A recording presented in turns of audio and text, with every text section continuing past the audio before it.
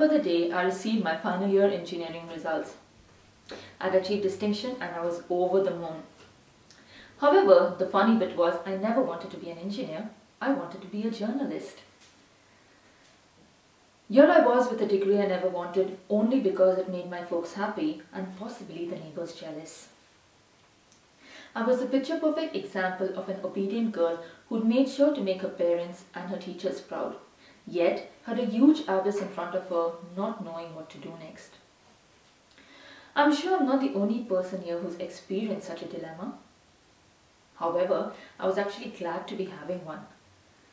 You see, there were only a handful of women in my batch who were pursuing a degree because they were told that doing so would make them more appealing when it came to hunting for a groom.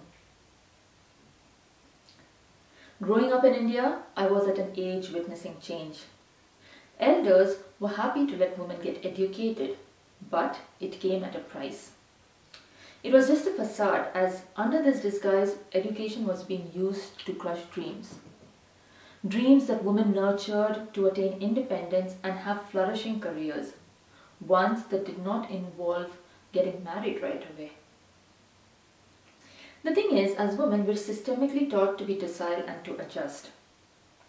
The decisions made by us to get educated or do anything else in life take into consideration the will and wishes of almost everyone we know. Deepa Narayanan, a social scientist and author, conducted research on 600 men and women after the Delhi gang rape incident and asked them a simple question. What does it mean to be an ideal man or woman? The answers she received, especially from women, were astonishing. One woman said an ideal woman is one who is kind, gentle, obedient, truthful, and a handful of other adjectives. As such, women are taught duty above desire. One woman said she smiled often because doing so made her father happy. And so right from an early age, we're taught to put others' happiness above ourselves. The choices we make as women aren't for our own personal happiness, but to ensure our family's happiness comes as a priority. The women in my batch were happy to be permitted to study. They were grateful, and in order to return the favor they owed their parents, they were happy to do as they were told. This isn't just an issue faced by African and Asian cultures. Psychologists Alice Eagley and Steve Carell established role congruity theory to explain that women picked degrees based on how they'd like to be viewed by society. Women are supposed to be nurturing, helpful, collaborative, and so picked occupations that paid less so that they could step up for societal commitments if needed.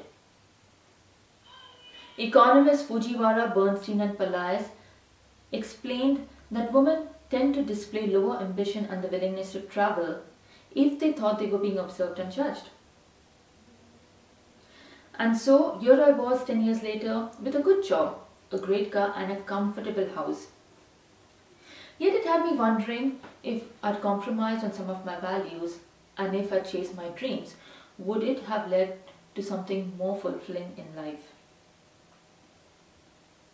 So I decided to take the tiniest of steps and use the little time I had on my hands to start writing. Around this time, I came across Lola Akinwade Ekastrom. Not only was Lola a software developer like I was, she also had a passion for travel. A few years down the line, not only was she an award-winning photographer who took the dreamiest pictures of destinations, but her latest book, In Every Mirror She's Black, was smashing best-selling lists. She was a multi-potentialite. Not only was she inspiring, but she made me realize that it was never too late to chase anything that ignited the fire in you. As I continued my journey into writing, I came across women like Bevinda Kolako and Sheila Jayawant. Bevinda had started her News and Views website at the age of 57. She then went on to publish her book, I'm Old, Wise and Know My Shit, at the age of 67. She wanted to make sure she was having fun no matter what society dictated she should be doing at her age. Sheila was a homemaker till she was 38. She then went on to work in a hotel for 5 years, hospital for 9, and currently works in an educational institution while pursuing writing on the side at the age of 64.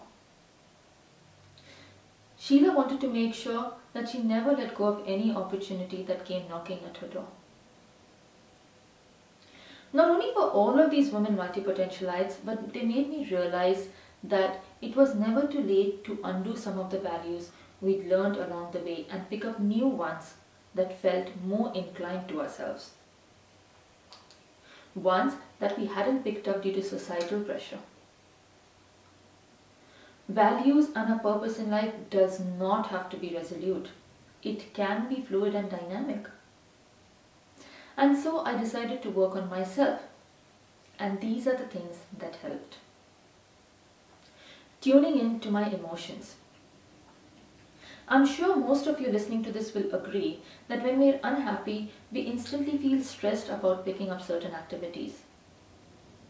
It is so important to listen to our body and emotions, as emotions help us understand what brings us joy and what does not feel right. Sometimes we may struggle with what we believe is right and what society has trained us into believing what is right. When such a thing happens, it is important to take a step back and break down why it is we do what we do.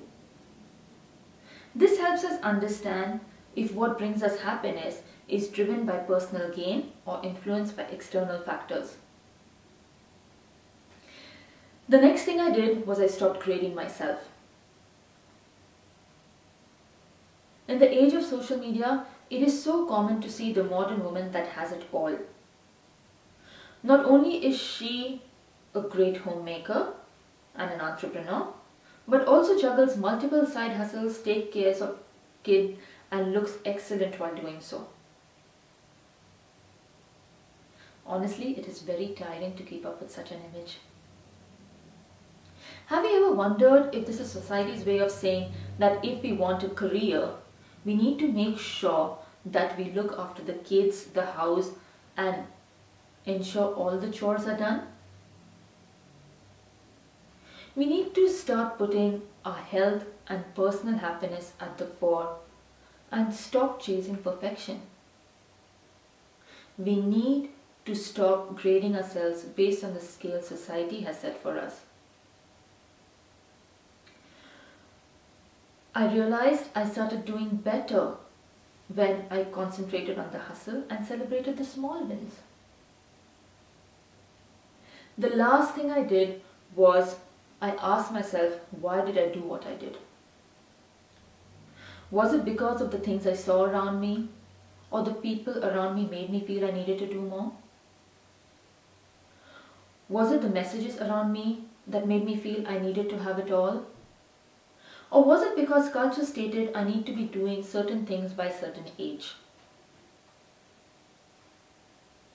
When I started posing questions from a different perspective, I started to find extraordinary solutions. Rather than wondering what would people think of me if I travel solo, I asked myself what would I achieve by traveling solo.